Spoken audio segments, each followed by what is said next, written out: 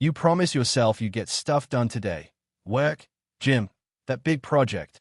But here you are, scrolling endlessly. Sound familiar? Why do we sabotage ourselves like this? Today, we're cracking the code on procrastination with Stanford neuroscientist Andrew Huberman's brain science. Let's dive in. Well, it turns out that there are findings from within the addiction literature that turn out to be very powerful towards leveraging our way out of procrastination. You already know, because I've told you probably a dozen times now, that the depth of the trough after a dopamine peak is proportional to how high that peak was and how steep it was, how quickly that peak occurred. Part 1. Why you procrastinate. Procrastination isn't laziness. It's your brain hitting the panic button.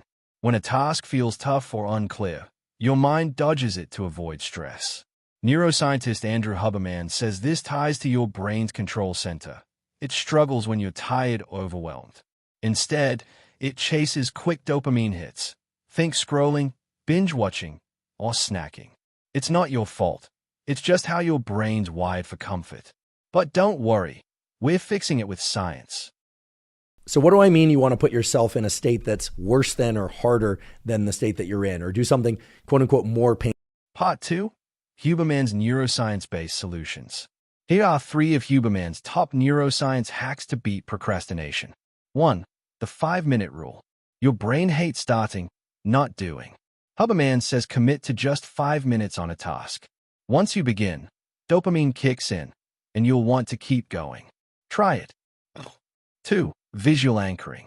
Write your task on a sticky note and stick it where you'll see it, like your desk or mirror. Huberman explains this tricks your focus system, making the task less scary over time. 3. Morning sunlight. Get outside for sunlight within 30 to 60 minutes of waking. Huberman swears by this. It boosts dopamine and energy all day, cutting that foggy procrastination vibe.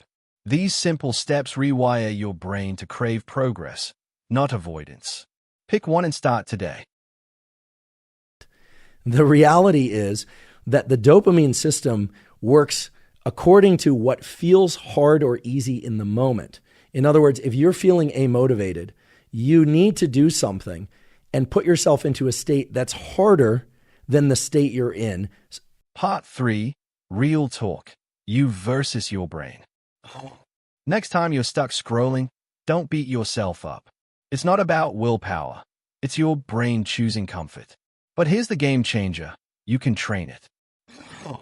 Start with 5 minutes. Soak in that morning light and anchor your tasks visually. Watch your brain shift from dodging to doing. That's the Andrew Huberman effect. Science that actually works. You've got this. If this clicked for you, twin, share it with someone trapped in the scroll loop. Hit that like button, subscribe, and ring the bell for more brain hacks. This is Think Tide, and I'll catch you in the next one. Let's keep winning.